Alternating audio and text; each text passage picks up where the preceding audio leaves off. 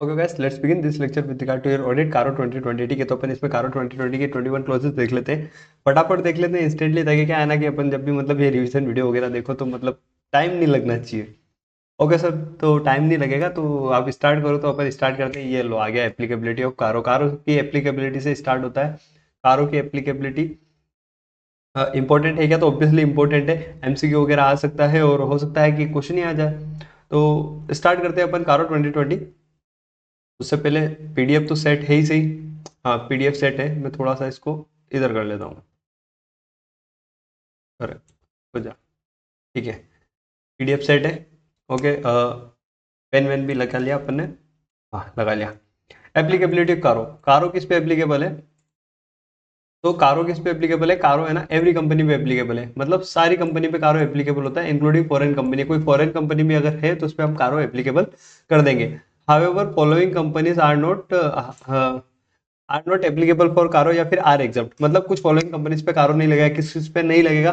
तो एक one company, small company, banking company, insurance company, section 8 company और private company. ठीक है, तो सर है ना, सेक्शन 8 कंपनी क्या होती है? तो देखो एनपीओ होती है, यानी non profit organisation. Small company क्या होती है? तो स्मॉल कंपनी जिसकी paid up share capital 4 crore होती है और टर्नओवर अप टू 40 करोड़ होता है। सर प्राइवेट कंपनी पे तो एप्लीकेबल हो सकता है, हमने तो ये सुना था। तो ठीक है, प्राइवेट कंपनी के केस में अपने पास कुछ क्राइटेरिया दे रखा है 1110 का, तो अपन 1110 का क्राइटेरिया अपन देख लेते हैं। 1110 का क्राइटेरिया क्या बोलता है कि अगर प्राइवेट कंपनी की paid up share capital plus reserve surplus अगर एक्सिट कर जाते हैं 1 करोड़ को, तो कारो एप्लीकेबल हो जाएगा। अदरवाइज अगर अप टू 1 करोड़ रहता है, कब? ड्यूरिंग बैलेंस शीट डेट, तो कारो एप्लीकेबल नहीं होगा। दूसरा क्या है? बैंक और फाइनेंशियल इंस्टीट्यूशन से जो बोरोविंग है, अगर वो अप टू 1 करोड़ होता है ड्यूरिंग द पीरियड, तो चलेगा। लेकिन अगर अब 1 करोड़ को अगर एक्सीड कर जाएगा तो कारो एप्लीकेबल हो जाएगा। ठीक है सर, हम समझ गए। अगर थर्ड क्या क्राइटेरिया है? 10 वाला क्राइटेरिया। 1 वाला क्राइटेरिया कंप्लीट हो गया, 10 वाला क्राइटेरिया पे आते हैं। रेवेन्यू फ्रॉम ऑपरेशन जो है इंक्लूडिंग डिसकंटिन्यूइंग ऑपरेशन, अगर अप टू 10 करोड़ रहता है तो कोई प्रॉब्लम नहीं है, कारो एप्लीकेबल नहीं होगा। लेकिन लेकिन अगर अगर अगर अगर एक्सीड कर जाता है 10 करोड़ को, तो उस केस में क्या हो जाएगा? कारो एप्लीकेबल हो जाएगा।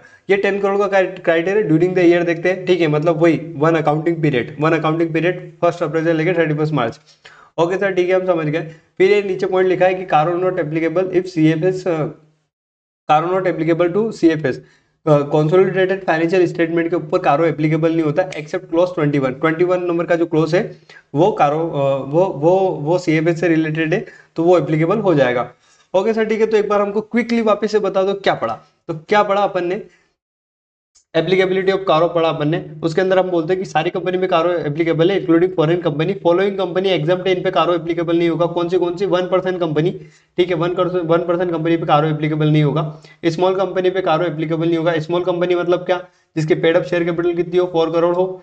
ओके, अप टू 4 करोड़ तक है ना, और टर्नओवर कितना हो? Up to 40 crore. Okay sir, 440 का क्राइटेरिया है स्मॉल कंपनी का। बैंकिंग कंपनी पे कारो नहीं लगेगा, इंश्योरेंस पे नहीं लगेगा, सेक्शन 8 पे नहीं लगेगा, प्राइवेट कंपनी पे नहीं लगेगा। प्राइवेट कंपनी कौन सी? एक तो वो होल्डिंग और सब्सिडरी नहीं होनी चाहिए पब्लिक कंपनी की। दूसरा उसकी पेड अप शेयर कैपिटल, दूसरा मतलब 1110 वाला क्राइटेरिया, जिसकी paid up share capital plus reserve surplus दोनों मिला के 1 करोड़ को एक्सीड नहीं करना चाहिए बैलेंस शीट डेट को। दूसरा बैंक और फाइनेंशियल इंस्टीट्यूशन से जो बोरोविंग्स करी है वो अप टू 1 करोड़ होनी चाहिए, 1 करोड़ को एक्सीड नहीं करनी चाहिए during any period of time. ठीक है, एनी पॉइंट ऑफ टाइम का मतलब वही अकाउंटिंग पीरियड के अंदर 1 अप्रैल से लेकर 31 मार्च। और तीसरा रेवेन्यू फ्रॉम ऑपरेशंस एक्सीड नहीं करना चाहिए 10 करोड़ को ड्यूरिंग द अकाउंटिंग पीरियड, या फिर हाँ ठीक है, ड्यूरिंग द ईयर, मतलब वही 1 अप्रैल से 31 मार्च तक था। 31 मार्च तक का टाइम है। कारो एप्लीकेबल नहीं होता है सीएफएस पर, लेकिन क्लोज जो इसका कारो का 21 वाला क्लोज है वो सीएफएस पे भी एप्लीकेबल हो जाता है। ओके सर, ठीक है, हम समझ गए। अब क्लोजेस स्टार्ट करते हैं। तो क्लोजेस अपन स्टार्ट करते हैं, तो पहला क्लोज क्या बोलता है? पहला क्लोज किससे रिलेटेड है? PP and intangible asset. पहला clause, clause number 1, PP and intangible assets. Point number 1 क्या बोलता है कि क्लोज नंबर 1 का ए वाला जो पॉइंट है वो क्या बोलता है? Maintain proper records. हमको पीपीई और इंटेंजिबल एसेट्स के प्रॉपर रिकॉर्ड्स मेंटेन करने। बी क्या बोलता है? Physically verified by management. Management इसको फिजिकली वेरीफाई करेगा रीजनेबल इंटरवल्स पे, और कोई भी एक मटेरियल डिस्क्रिपेंसीज आएगी तो वो बुक्स के अंदर प्रॉपरली डील्ड होनी चाहिए, और ऑडिटर का जजमेंट क्या है वो भी बताना है। तीसरा सी वाला पॉइंट क्या बोलता है कि जो टाइटल डीड है वो टाइटल डीड अगर had in the name of company है तो कोई बात नहीं, अगर कंपनी के नेम पे नहीं है तो फिर हमको पता करना पड़ेगा किसके नेम पे है, कोई प्रोमोटर के नेम पे है, कोई एम्प्लॉय के नेम पे, कोई रिलेटिव के नेम पे। ठीक है, मतलब मैं आपको बता दूं मैं कहाँ पढ़ रहा हूँ। प्रोमोटर के नेम पे है, ठीक है, एम्प्लॉय के नेम पे या रिलेटिव के नेम पे है। ठीक है, फिर हम क्या प्रॉपर्टी का डिस्क्रिप्शन भी दे देंगे, ग्रॉस वैल्यू क्या है प्रॉपर्टी की और रीजंस क्यों क्यों नहीं है। फिर अगर अपन आगे चलें तो डी वाला पॉइंट अपन पढ़ रहे हैं कि पीपी और इंटेंजिबल असेट्स अगर रिवैल्यूड होती है और रिवैल्यूएशन में जो चेंजेस हुए हैं, चेंजेस 10% और more of net carrying amount, जो भी नेट कैरिंग अमाउंट था उससे उस नेट कैरिंग अमाउंट का 10% या उससे ज़्यादा का अगर कोई चेंजेस आता है तो हम क्या करेंगे, specify the amount of change, हम उस चेंज का अमाउंट स्पेसिफाई कर देंगे कारों के अंदर। ठीक है सर। फिर लास्ट वाला पॉइंट ई वाला पॉइंट क्या बोलता है, कोई अगर बेनामी प्रॉपर्टी के अंदर कोई प्रोसीडिंग्स आपकी क्या है, पेंडिंग है कंपनी की, तो अगर हाँ है, इफ यस यानी हाँ है, तो हम क्या करेंगे, डिस्क्लोज कर देंगे उसको फाइनेंशियल स्टेटमेंट के अंदर। तो पहला क्लोज अपना पीपीएन इंटेंजिबल एसेट कंप्लीट है। सेकंड क्लोज पे आते हैं इन्वेंट्री। इन्वेंट्री के अंदर क्या हम क्या देखते हैं कि इन्वेंट्री के अंदर हम क्या देखते हैं, physically verified by management at reasonable interval. Reasonable interval पे मैनेजमेंट इसको फिजिकली वेरीफाई करेगा, यानी कि reasonable interval in the sense once in a year, साल भर में एक आध बार तो इसको क्या करना है, फिजिकली वेरीफाई करना है। फिर अगर हम क्या देखते हैं, इसके मेथड्स वगैरह जो होते हैं, ठीक है यहाँ पे लिखा नहीं है, मैं आपको बताता हूँ, जो मेथड्स वगैरह हम यूज करते हैं वो अप्रोप्रिएट है या नहीं है, वो अपने को चेक करना रहता है। और हम क्या देखते हैं, अगर कोई डिस्क्रिपेंसीज आती है जो कि 10% और मोर की है, तो फिर हमको ये चेक करना पड़ेगा कि क्या वो बुक्स के अंदर प्रॉपरली डील्ड है या नहीं है। अगर नहीं है तो भी हम कारों में रिपोर्ट कर देंगे, नहीं है तो भी कर देंगे। ठीक है सर, हम यहाँ तक समझ गए, यहाँ तक हम समझ गए।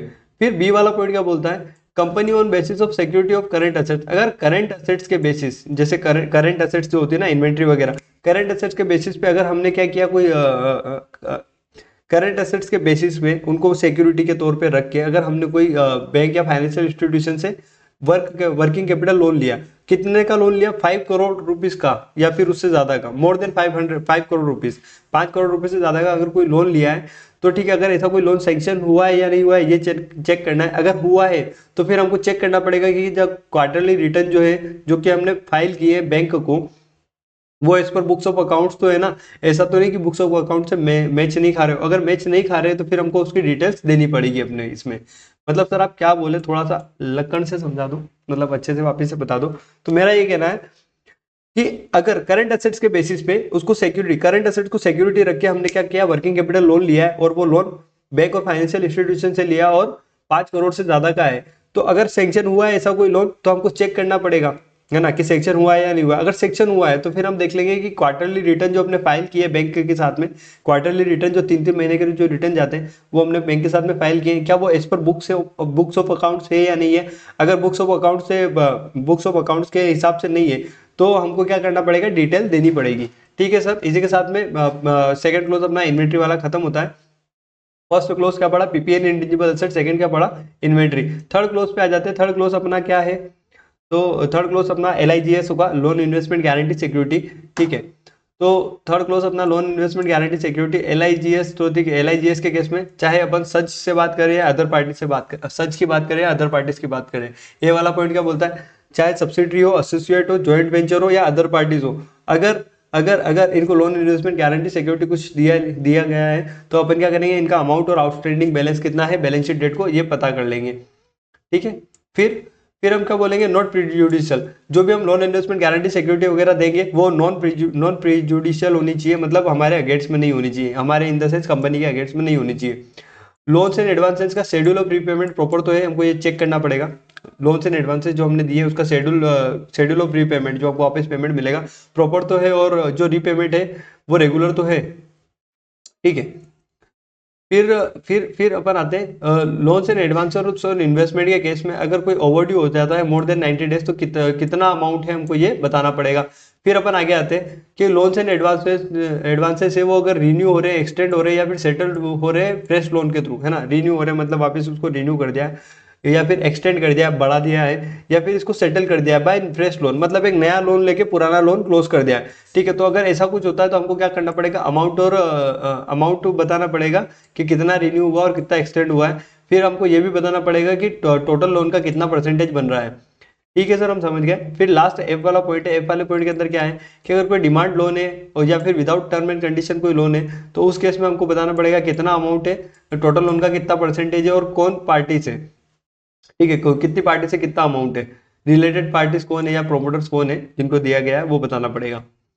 ठीक है सर, हम समझ गए। मतलब क्लोज 3 तक अपन देखें तो पहला क्लोज अपन ने क्या पढ़ा, पीपीएन इंटेंजिबल एसेट, सेकंड क्या पढ़ा, इन्वेंट्री, थर्ड क्या पढ़ा, लोन इन्वेस्टमेंट गारंटी सिक्योरिटी, चौथा आता है सेक्शन 185 एंड 196 का अपन कंप्लायंस करके चलेंगे। कंप्लायंस किया है या नहीं किया है अपन को ये चेक करना है। ठीक है सर, तो अपना चौथा क्लोज भी कंप्लीट होता है। सेक्शन 185 और 186 का कंप्लायंस किया है या नहीं किया है ये चेक करना है। तो अपन फर्स्ट से स्टार्ट करते हैं। तो फर्स्ट से स्टार्ट करते हैं PP and intangible assets, inventory, LIGS, loan investment guarantee security, section 185 and 186। ठीक है, फिफ्थ क्लोज पे आते हैं। फिफ्थ क्लोज क्या बोलता है अपना, तो डिपॉजिट से रिलेटेड है।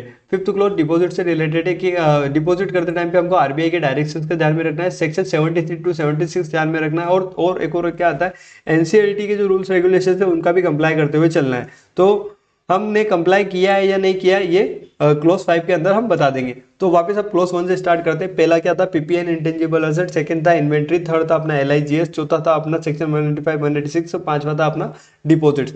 अब 6 वाले क्लोज पे आते हैं। 6 वाला क्लोज क्या बोलता है, कॉस्ट रिकॉर्ड्स।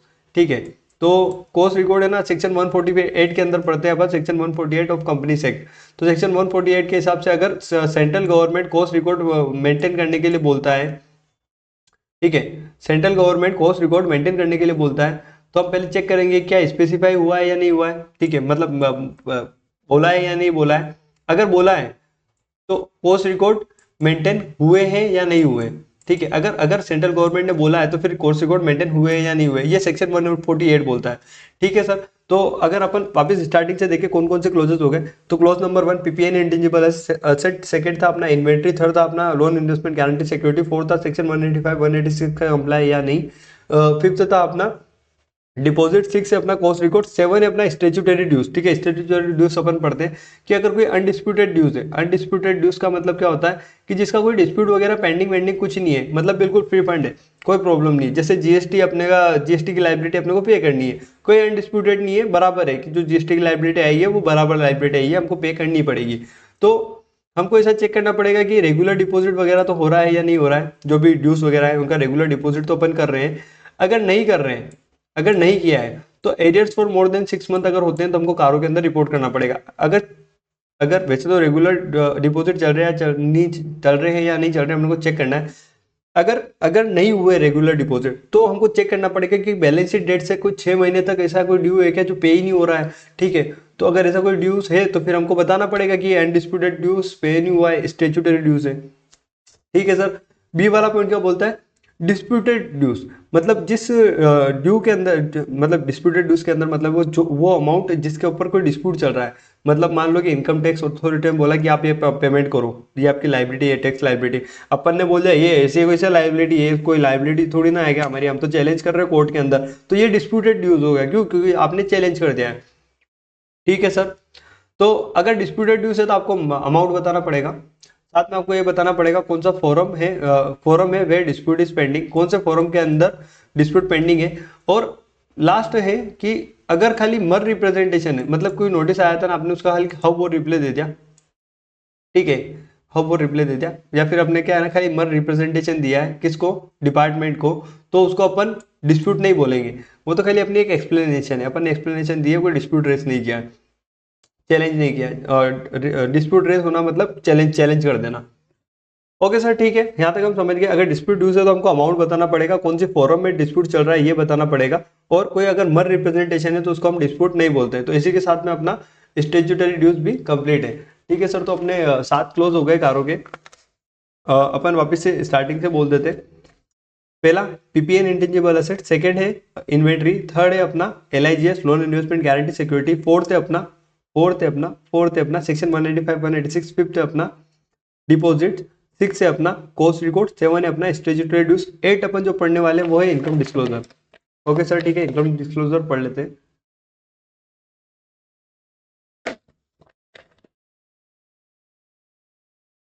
ओके, तो 8 है अपना इनकम डिस्क्लोजर। तो इनकम डिस्क्लोजर में क्या है, चलो आओ देख लेते हैं। ये देखो दिख रहा है इनकम डिस्क्लोजर, बराबर सर दिख रहा है ना, तो ये है अपना इनकम डिस्क्लोजर।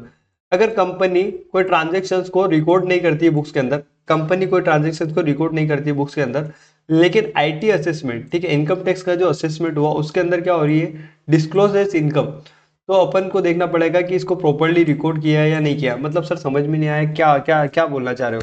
तो देखो कंपनी के पास में एक हेलीकॉप्टर पड़ा हुआ था। क्या पड़ा हुआ था? कंपनी के पास में एक हेलीकॉप्टर पड़ा हुआ था, पीछे ग्राउंड में रखा हुआ था। कंपनी ने उसको बुक में डाला ही नहीं, ठीक है। एक दिन आईटी वाले आए, आईटी वालों ने असेसमेंट किया तो देखा यार ये पीछे तुम्हारे ग्राउंड में हेलीकॉप्टर पड़ा है, ये किसका पड़ा है? तो ये बोल रहे तो कंपनी का है, तो कंपनी का है तो ट्रांजेक्शन बुक में क्यों नहीं लिखा, बुक में क्यों नहीं लिखा, ठीक है। तो अब पता चल रहा है ना कि ये एसेट भी कंपनी की है, तो अपने को पता चल गया है ना आईटी असेसमेंट में कि ये कंपनी की है, तो अब इसको आप प्रॉपर्ली बुक में रिकॉर्ड किया है या नहीं किया है, ये अपने को चेक करना है एज एन ऑडिटर। ठीक है सर, हम समझ गए। ये अपना था 8th वाला। तो वापस फर्स्ट से स्टार्ट करते हैं। फर्स्ट है पीपीई, सेकंड है फर्स्ट है PPE and intangible asset, second है अपना इन्वेंट्री, थर्ड है अपना LIGS non investment guarantee security, fourth है अपना सेक्शन 185 186, फिफ्थ है अपना डिपॉजिट, सिक्स है अपना कॉस्ट रिकॉर्ड, सेवन है अपना स्टेचुटरी ड्यूस, सेवन था अपना स्टेचुटरी ड्यूस, एट्थ है अपना इनकम डिस्क्लोजर, और नाइन्थ है अपना लोन रिपेमेंट। ठीक है, लोन का जब रिपेमेंट होगा तो उस केस में क्या रहेगा, तो उस केस में अपने को क्या ध्यान रखना रहेगा कि अगर लोन का रिपेमेंट हो रहा है तो रीपेमेंट ऑफ प्रिंसिपल और इंटरेस्ट में अगर डिफॉल्ट होता है, तो अगर हुआ है तो अपने को अमाउंट और पीरियड बताना पड़ेगा। जब भी हम रीपेमेंट कर रहे हैं लोन का, तो जो भी हमने प्रिंसिपल लिया है और जो इंटरेस्ट है, अगर उसका कोई डिफॉल्ट किया, अगर डिफॉल्ट सही में किया है तो फिर अपन को क्या है, अमाउंट और पीरियड बताना पड़ेगा। फिर अपन क्या करते हैं, अगर कंपनी बैंक और फाइनेंशियल, अगर अपनी जो कंपनी है, ठीक है, अगर अपन मान लो अपनी जो कंपनी है, बैंक और फाइनेंशियल इंस्टीट्यूशन क्या बोल रहे हैं कि यार ये कंपनी तो ना विलफुल डिफॉल्टर है। बैंक और फाइनेंशियल इंस्टीट्यूशन क्या बोल रहे हैं कि ये जो कंपनी है विलफुल डिफॉल्टर है। अगर ऐसा डिक्लेयर्ड हुआ है या नहीं हुआ है, ठीक है, डिक्लेयर्ड और नोट, ये अपने को चेक करना पड़ेगा। अगर होता है तो अपने को कारों के अंदर रिपोर्ट करना पड़ेगा। फिर हम क्या बोलते हैं, टर्म लोन। ठीक है, अगर हम टर्म लोन लेते हैं तो किस पर्पस के लिए अपन ने लिया ये अपने को बताना पड़ता है। जिस पर्पस के लिए लिया है उसके लिए यूज किया है या नहीं किया है, यूज और नोट, ये बताना पड़ेगा। अगर नहीं किया है, अगर पर्पस के लिए लोन को यूज नहीं किया तो हम कितना अमाउंट है और कितना डिफरेंट पर्पस के लिए यूज किया है वो बताना पड़ेगा। कितने अमाउंट डिफरेंट पर्पस के लिए यूज किया वो बताना पड़ेगा, अमाउंट और डिफरेंट पर्पस। ठीक है सर। फिर डी वाला पॉइंट क्या बोलता है, अगर शॉर्ट टर्म पर्पस वाला लोन अगर आपने लॉन्ग टर्म पर्पस के लिए लगा दिया है, तो अगर हाँ है तो आपको अमाउंट और नेचर बताना पड़ेगा। ठीक है सर, हम समझ गए। फिर बात आ जाती है, अगर company subsidiary associate joint venture की ऑब्लिगेशन को मीट करने के लिए लोन लेती है, अगर हाँ है तो फिर आपको अमाउंट और नेचर बताना पड़ेगा। फिर अपन आते हैं कि company subsidiary associate joint venture की सिक्योरिटीज को प्लेज करके अगर कोई लोन लेती है, ठीक है, लोन लेती है, और अगर ये हाँ है, इफ यस है ना, ये इफ यस लिखा हुआ है, इफ यस, तो हमको उसकी डिटेल्स देनी पड़ेगी। और साथ में also report with default in repayment, अगर कोई डिफॉल्ट होता है रिपेमेंट में तो वो भी हमको बताना पड़ेगा कारों के अंदर। ठीक है, तो हमने 9 क्लोजेस पढ़ लिए हैं कारों के। कौन कौन से? पीपीई इंटेंजिबल असेट, सेकंड था अपना इन्वेंट्री, थर्ड था अपना loan investment guarantee security, fourth था अपना सेक्शन 185 186, फिफ्थ था अपना डिपॉजिट, सिक्स था अपना कॉस्ट रिकॉर्ड, सेवन था अपना स्टेचुटरी ड्यूज, एट था अपना इनकम डिस्क्लोजर, नाइन था अपना लोन रिपेमेंट, टेंथ है अपना आईपीओ एफपीओ और प्राइवेट प्लेसमेंट। ठीक है, या फिर other other allotments, IPO FPO other allotment private placement, कुछ भी बोल दो, कोई प्रॉब्लम नहीं है। सर आईपीओ एफपी क्या होते हैं? तो देखो, इनिशियल पब्लिक ऑफर या फिर फर्दर पब्लिक ऑफर। ठीक है, ये वाला पॉइंट बता रहा हूँ। पर्पस, जिस इनिशियल पब्लिक ऑफर या फर्दर पब्लिक ऑफर के अंदर जो जिस पर्पस के लिए अपन मनी रेज करते हैं, उसके लिए यूज कर रहे हैं या नहीं कर रहे हैं, ये चेक करना है। अगर उसके लिए नहीं कर रहे हैं तो कितना अमाउंट अपन ने उसके लिए यूज नहीं किया जिस पर्पस के लिए अपन ने मनी रेज किया था, और डिफरेंट पर्पस क्या था वो भी अपने को बताना पड़ेगा। ठीक है सर, हम समझ गए आईपीओ एफपीओ के केस में। फिर आता है अपना प्रिफरेंशियल अलॉटमेंट और प्राइवेट प्लेसमेंट। जो प्रिफरेंशियल अलॉटमेंट होता है या फिर जो प्राइवेट प्लेसमेंट होता है, उस केस में जो अपन मनी रेस करते हैं, उसका पर्पस क्या है, और अगर वो उस पर्पस के लिए यूज नहीं कर रहे हैं तो उसका अमाउंट और नेचर क्या होगा वो अपने को बताना पड़ेगा। ठीक है सर, हम समझ गए। तो अभी तक अपन ने 10 क्लोजेस पढ़े कारों के। ठीक है, 11 और पढ़ने, 11 पढ़ने में बराबर टाइम नहीं लगेगा, मतलब 10 एक मिनट का काम होगा। क्लोज नंबर 1 से स्टार्ट करते हैं। ठीक है, पीपीएन इंटेंजिबल असेट्स, सेकंड है इन्वेंट्री, थर्ड है loan investment guarantee security, section 185 186 deposits. Deposits के बाद में क्या है अपना कॉस्ट रिकॉर्ड, फिर है स्टेचुटरी ड्यूज, फिर है अपना इनकम डिस्क्लोजर, है ना। हाँ, इनकम डिस्क्लोजर, फिर अपना लोन रिपेमेंट, फिर है आईपीओ, एफपीओ, प्राइवेट प्लेसमेंट, है ना। प्राइवेट प्लेसमेंट के अंदर सेक्शन 142 का भी अपने को ध्यान में रखना पड़ता है, कंपनी सेक्ट का, है ना, ध्यान रखना। फिर अपन 11 पे आ जाते हैं। तो 11 किससे बात करता है, किससे रिलेटेड बात करता है, फ्रॉड से रिलेटेड बात करता है। Okay sir, any fraud by public on the company, अगर कोई फ्रॉड कंपनी के ऊपर हो रहा है या कंपनी कर रही है, ठीक है, ठीक है, मतलब कंपनी का कोई फायदा उठा रहा है, कंपनी किसका फायदा उठा रही है और फ्रॉड कर रही है, तो अगर ऐसा है तो अपने को नेचर और अमाउंट बताना पड़ेगा। ठीक है सर, हम समझ गए। फिर ऑडिटर क्या करता है, एडीटी 4 के अंदर रिपोर्ट करता है सेंट्रल गवर्नमेंट को। ठीक है, ये जो लिखा हुआ है मैं थोड़ा सा इसको क्लियर कर देता हूँ। ये देखो, ऑडिटर क्या करता है, ऑडिटर क्या करता है, ऑडिटर क्या करता है, एडीटी 4 के अंदर रिपोर्ट करता है सेंट्रल गवर्नमेंट को। ठीक है, मतलब मैं आपको बताता हूँ, जो अपना सेक्शन 143 क्लॉज 12 होता है ना, सेक्शन 143 क्लॉज 12 कहाँ पे होता है, कंपनी एक्ट 2013 के अंदर। उसका उसके अंदर क्या होता है कि एक एडीटी 4 करके फॉर्म होता है, उसके अंदर अपन सेंट्रल गवर्नमेंट को रिपोर्ट देते हैं। कब देते हैं, जब हमारा फ्रॉड 1 करोड़ से ज्यादा का हो।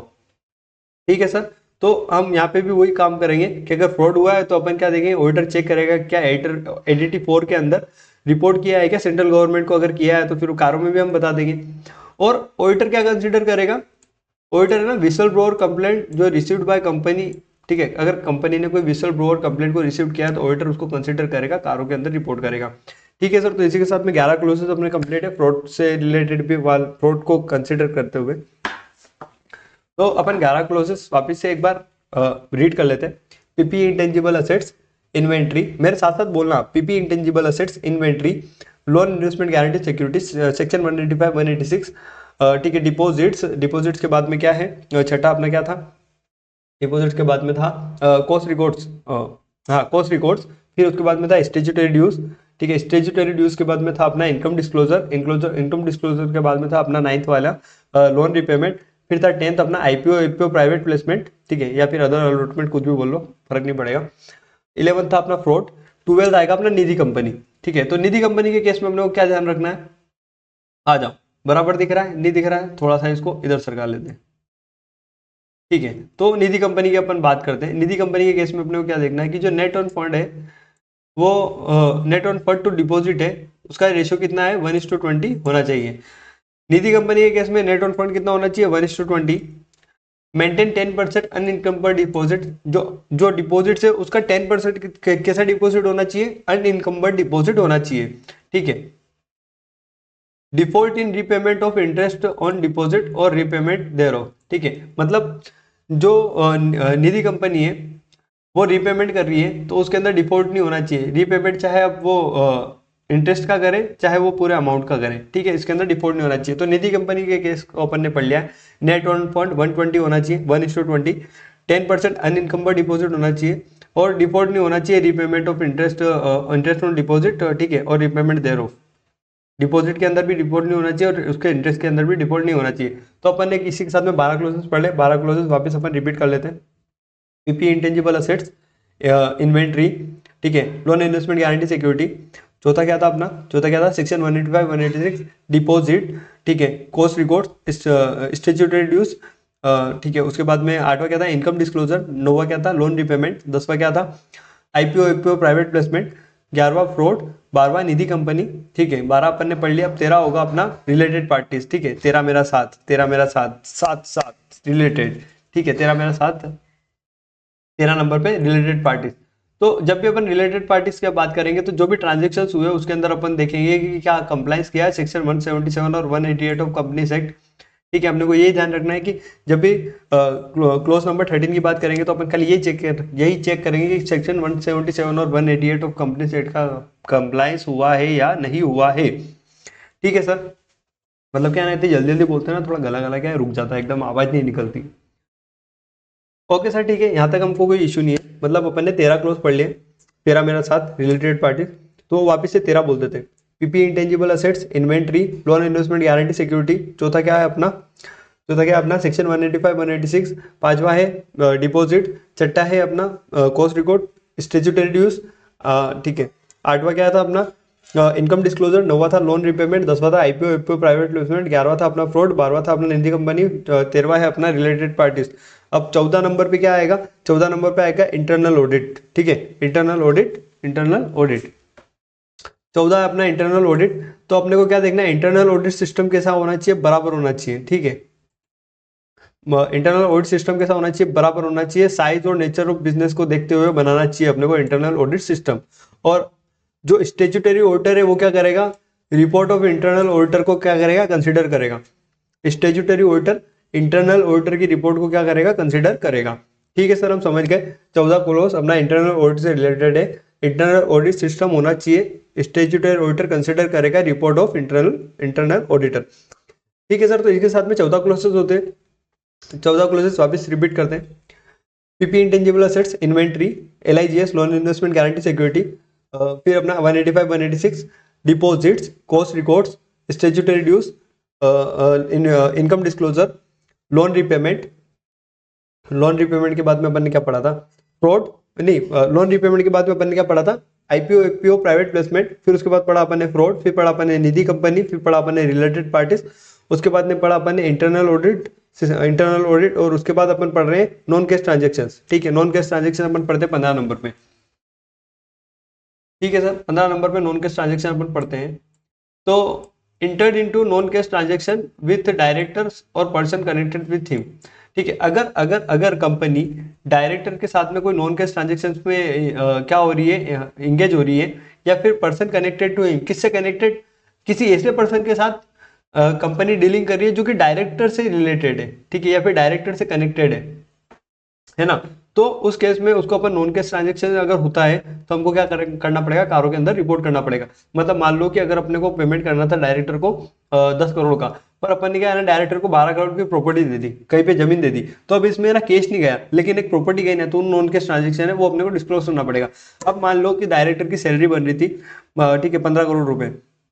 डायरेक्टर बोले कि यार 15 करोड़ एक साथ लूंगा तो टैक्स लगेगा, एक काम करो, मतलब ज्यादा हैवी टैक्स लगेगा, मैं इसको थोड़ा बाइफरकेट कर दूं, 10 करोड़ तो मुझे दे दो, 5 करोड़ मेरी वाइफ को दे देना। तो पर्सन रिलेटेड टू, ठीक है, 5 करोड़ मेरी वाइफ को दे देना। अच्छा 5 करोड़ कैसे दोगे, एक काम करना, पैसे मत देना, 5 करोड़ का एक ज्वेलरी दे दो, 5 करोड़ की ज्वेलरी दे दो। ठीक है, तो फिर उस केस में क्या है ना कि, ठीक है, समझ सकते हैं अपन। ओके सर, ठीक है, यहाँ तक कोई प्रॉब्लम नहीं, नॉन कैश ट्रांजेक्शन आपने समझा दिए। तो अगर जब भी कभी नॉन कैश ट्रांजेक्शन हो गया तो अपने को सेक्शन 192 ऑफ कंपनीज एक्ट का क्या करना पड़ेगा, कंप्लाइज करना पड़ेगा। ठीक है सर, नॉन कैश ट्रांजेक्शन भी अपना कंप्लीट है, 15 अपने हो गए हैं, तो 15 हो गए तो 15 रिपीट कर लेते हैं। PP intangible assets, PP intangible assets, inventory, loan investment guarantee security. ठीक है, सेक्शन 184 सेक्शन 185 186 का कंप्लाई। ठीक है, 185 186 ही था ना, हाँ ठीक है, 185 186 का कंप्लाई। डिपॉजिट्स, डिपॉजिट्स के बाद में cost records, statutory dues, income disclosure, loan repayment, IPO FPO private placement, fraud, Nidhi company, related parties, internal audit, non cash transactions. ठीक है सर, 15 क्लोजेस हो गए हैं अपने, 6 और याद कर लेते हैं, कोई लोड नहीं है। ठीक है, तो 16वां क्लोज अपना एनबीएफसी से रिलेटेड है। ये देखो 16वां क्लोज अपना किससे रिलेटेड है, एनबीएफसी से रिलेटेड, यानी नॉन बैंक फाइनेंशियल कंपनी।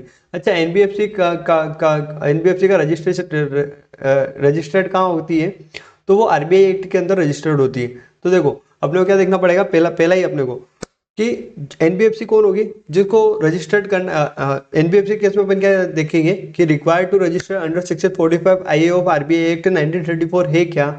ठीक है, और अगर है तो रजिस्ट्रेशन ऑब्टेन किया है कि नहीं किया है, ये चेक करेंगे। पहला पॉइंट यही है, required to registered under section 45 I of RBI act 1934 and registration obtained. ठीक है sir.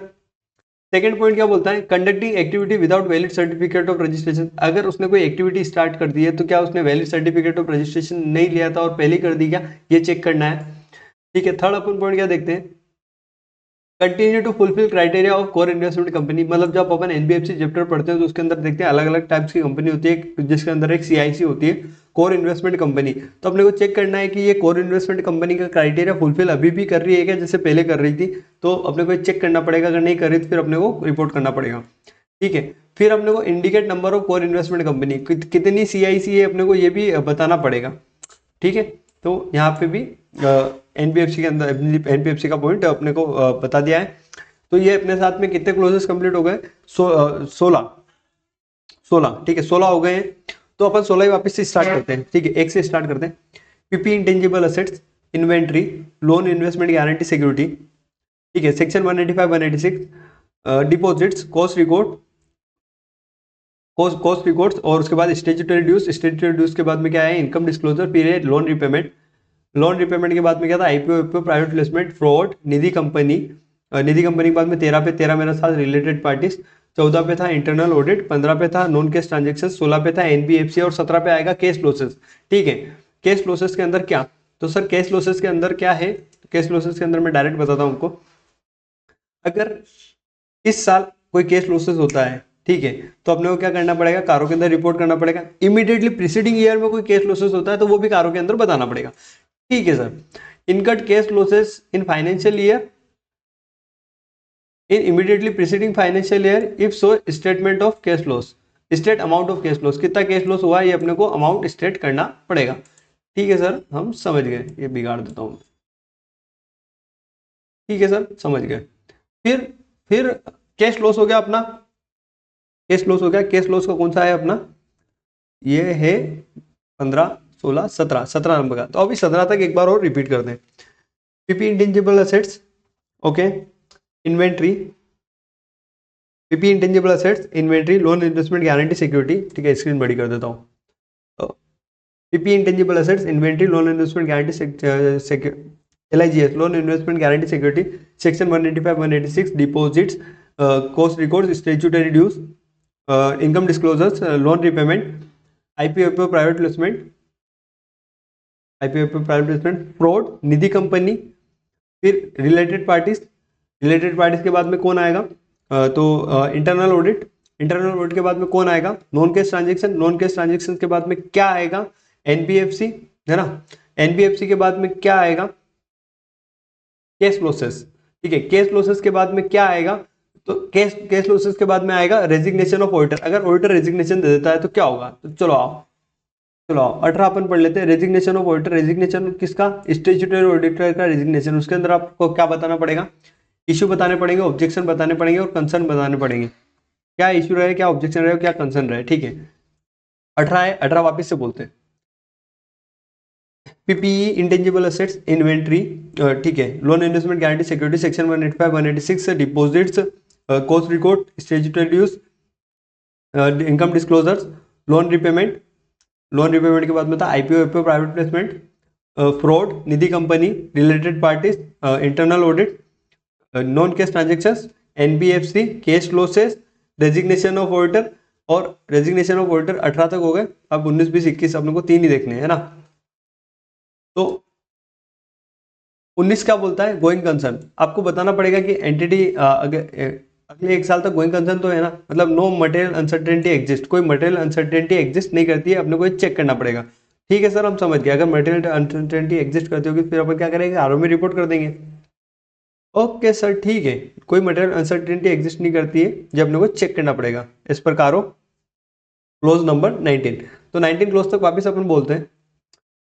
PP intangible assets, inventory, loan investment guarantee security, section 185 186, cost 185 186, deposit, cost records, statutory dues, income disclosure, loan repayment, IPO, private placement, fraud, fraud के बाद में क्या था, fraud के बाद में क्या था, फ्रॉड के बाद में क्या था, ओके, फ्रॉड के बाद में निधि कंपनी, निधि कंपनी के बाद में क्या था, रिलेटेड पार्टीज, रिलेटेड पार्टीज के बाद इंटरनल ऑडिट, इंटरनल ऑडिट के बाद में non cash transactions, NBFC, cash losses, resignation of auditor, और फिर था गोइंग कंसर्न। अब लास्ट के जो 2 क्लोज बच रहे हैं वो स्टार्टिंग में पढ़ा था सीएफएस से रिलेटेड कौन सा है, तो वो क्लोज है 21, तो बीच का बचा हुआ सीएसआर से रिलेटेड है, ठीक है। तो अब सीएसआर से रिलेटेड क्लोज है 20 और 21 है सीएफएस से रिलेटेड, ठीक है। आओ तो सीएसआर और सीएफएस के अंदर क्या है अपन एक बार पढ़ लेते हैं और उसके बाद में अपन एक बार और रिपीट करके खत्म करेंगे, ठीक है। ये आओ, आ गए, स्क्रीन बराबर है, ठीक है।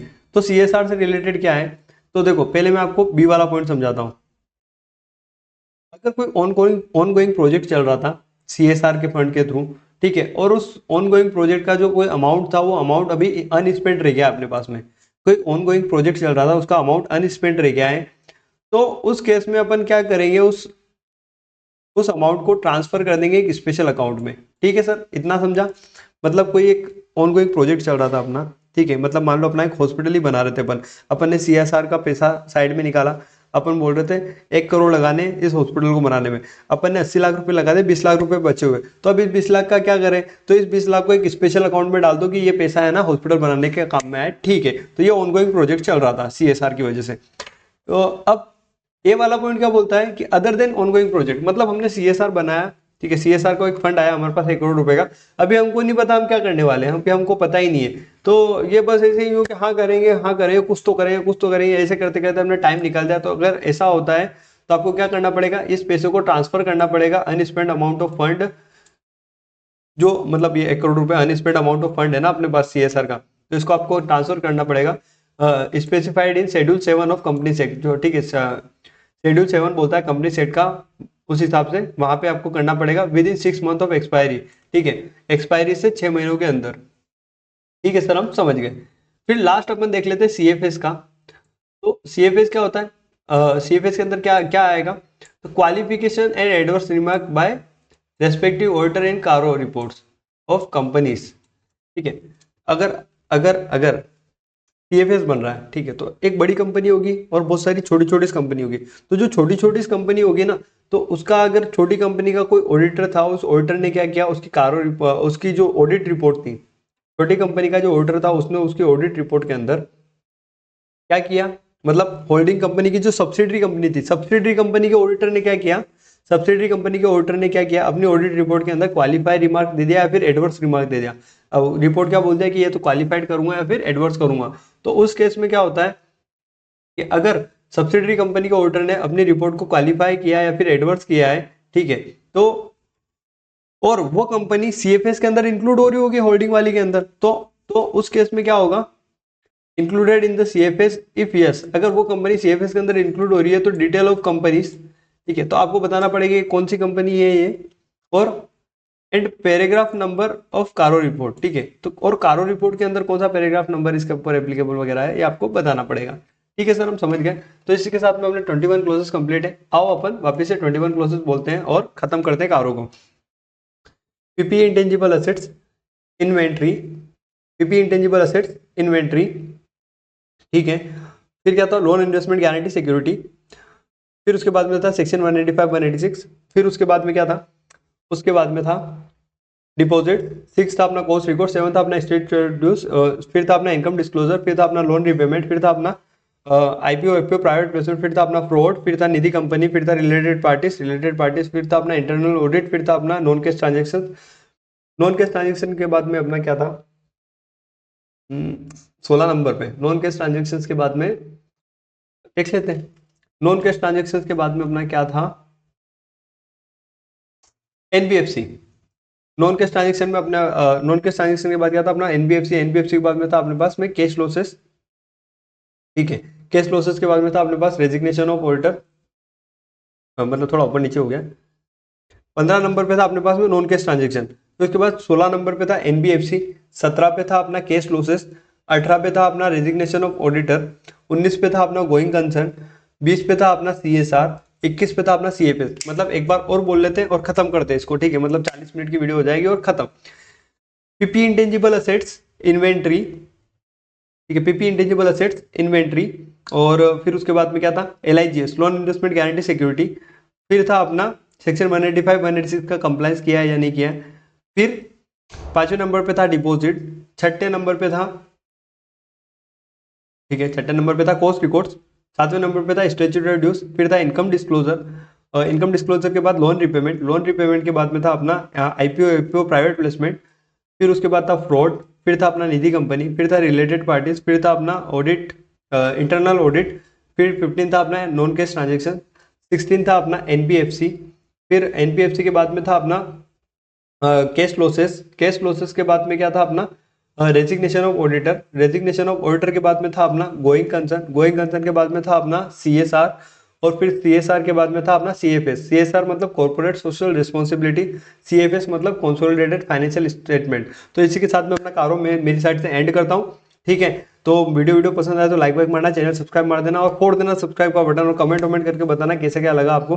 40 मिनट के अंदर अपन ने कारो पढ़ लिया, याद कर लिया, ठीक है। तो इससे बेटर क्या हो सकता है, ठीक है। और मतलब जैसे जैसे मतलब मैं देख रहा था कि अगर आपको लगे कि वीडियो स्लो है तो फास्ट कर देना, और दूसरा ये कि एक दो बार देख लेना वीडियो तो याद हो जाएगी, क्योंकि बार बार क्लोजेस बोलोगे तो क्लोजेस के नंबर याद हो जाएंगे, क्लोजेस के नंबर के मार्क्स मिलते हैं, इसीलिए मैंने आपको क्लोजेस के नंबर याद करवाए।